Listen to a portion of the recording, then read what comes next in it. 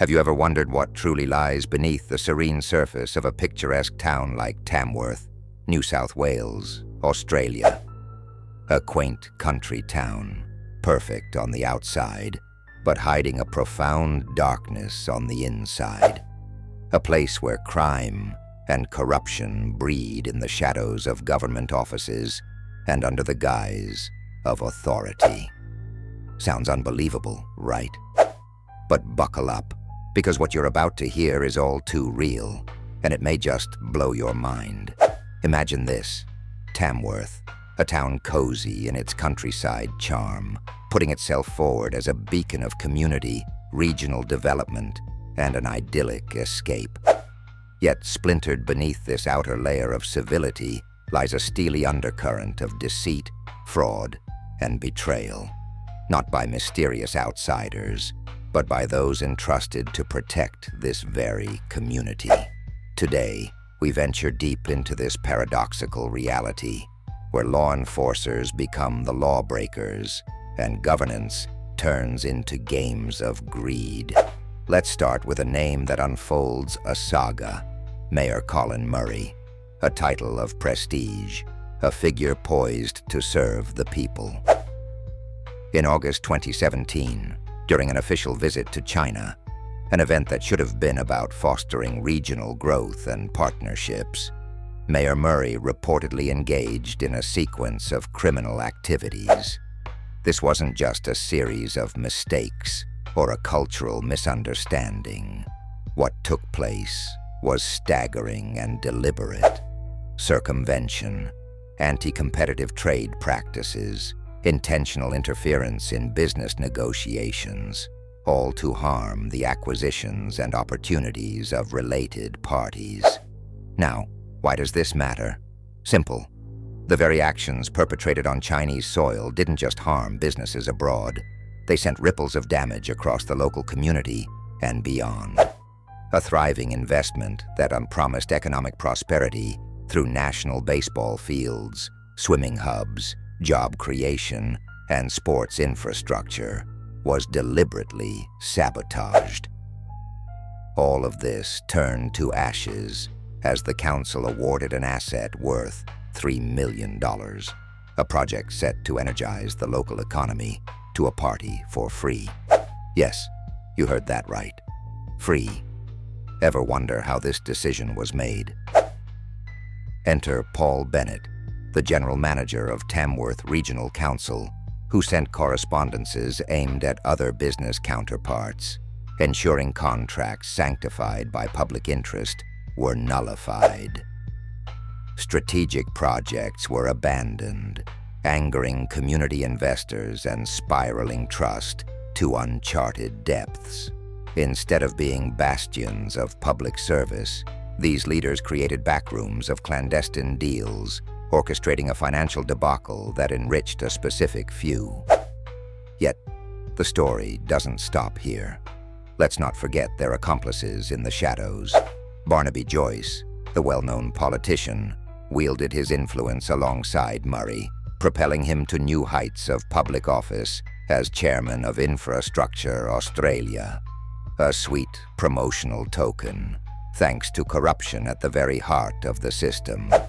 And what about the countless public servants who dared to resist? Their loyalty to the public betrayed. They were coerced, pressured into silence, or simply ousted, unable to bear witness to the crimes happening under their noses. The web gets murkier. Allegedly, surface water licenses, a vital community resource, were manipulated, misrepresented, and sold off with staggering fraud of $210 million. And these proceeds, allegedly laundered through international banks, masking tampered cash transactions in an intricate dance of deception. And still, it gets bigger. The Dungowan Dam project, a shining beacon of promise involving immense water storage capacity and 500 megawatts of renewable electricity for the people. That dream was also sabotaged by corruption. Infrastructure that could secure national public safety and environmental renewal, denied, dismantled, discarded, and while Tamworth struggles, look around. The pattern repeats in other regions of Australia because corruption knows no boundaries. It thrives on power, on influence, and on the apathy of a public kept in the dark. Now you're probably asking, how does this manage to slide under the radar? The intricacy of these corrupt networks is rooted deep in bureaucracy. These public officials make it their duty to project normalcy while simultaneously weaving schemes of financial exploitation. The very idea of law and justice becomes their playground. The magistrates, the prosecutors, even the police entrusted with upholding our safety. Well, some are complicit in these sinister machinations. Let's circle back to Tamworth.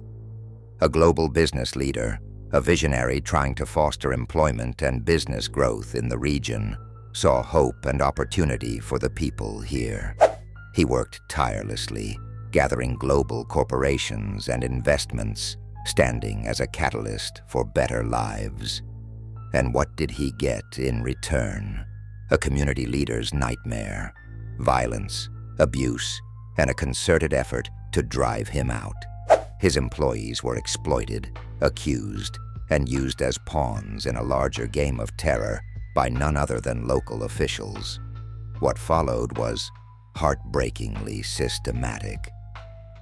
Drug trafficking, brutality wielded through authority, staged police events to extort funds, all coordinated to defame and eliminate him. The same population he chose to uplift became victims of criminal networks involving council officials and law enforcement.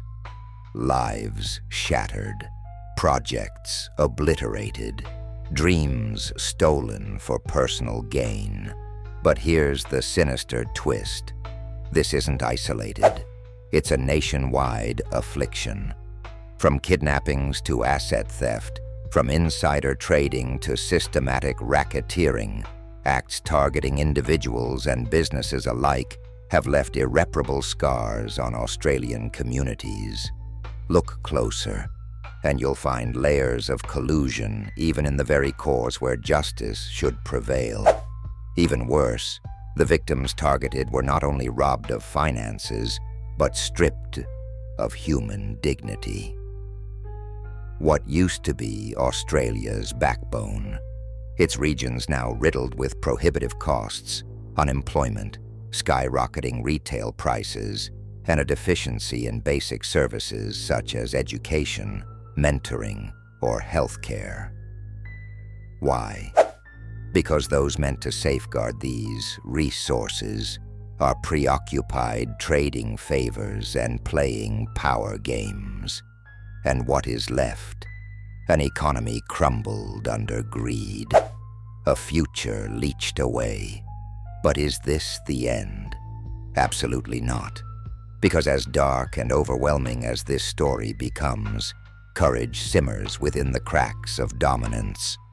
A light on the horizon. Brave individuals are beginning to peel back the layers of deceit, exposing the machinations sabotaging the very foundation of society. These whistleblowers are risking everything to set the record straight, digging deeper into governmental records, tracking economic discrepancies, and holding those in power accountable. The question that looms is simple but critical. How can we right these wrongs? Awareness is the first step. This is not just about Tamworth anymore. It symbolizes a systemic issue, a spotlight cast on the inner workings of power gone unchecked. True reform cannot happen without collective awareness, a demand for transparency, and a tearing down of the shields that corruption hides behind. Don't let the serene facade of Tamworth, or any town for that matter, fool you. Our communities deserve better, and while trust takes generations to build, it can be shattered in moments by greed. Let's unmask the truth. demand accountability, and rebuild towards a future where governance truly serves the people, not itself. Because as bleak as today feels, tomorrow can be brighter if we remain vigilant. So the real question is, are you ready to ask more from your leaders?